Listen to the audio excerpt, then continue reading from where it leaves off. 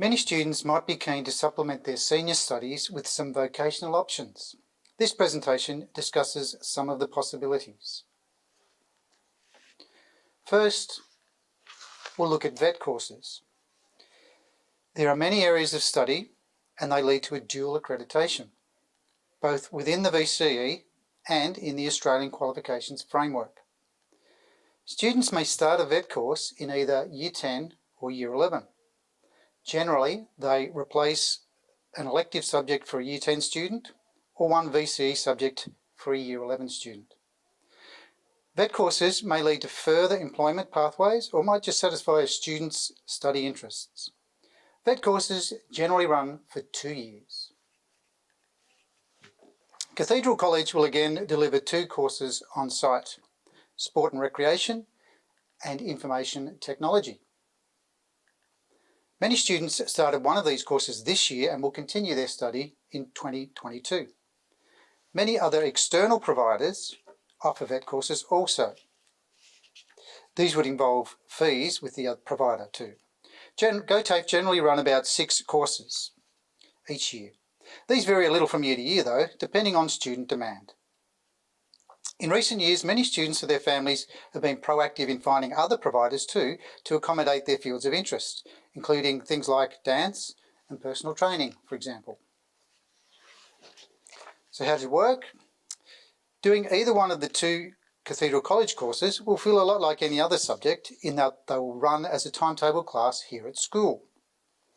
GoTAFE courses generally require attendance at TAFE 1 day a week, but this is not always the case. Sometimes courses are delivered entirely online or in a blended mode. This will vary from provider to provider as well as on the nature of the course.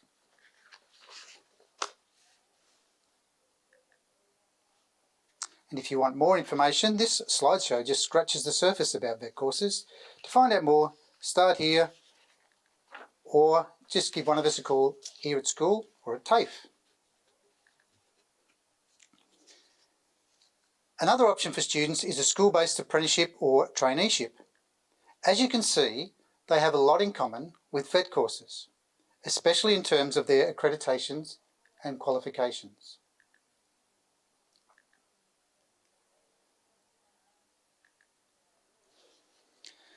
So, how are they different, you might ask? The main difference is that students are actually in the workplace in a SPAT, generally 1 day a week.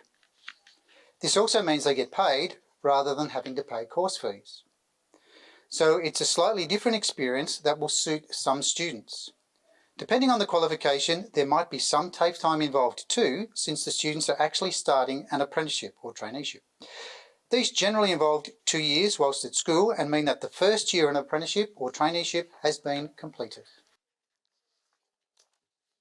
The main requirements to kick off a school-based apprenticeship or traineeship are the student being at least 15 years of age and requiring a suitable employer.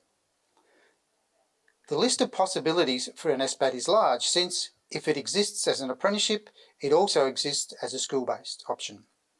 It can commence also at any time of the year, although for timetabling and logistic purposes, it's most convenient if they follow the school calendar year.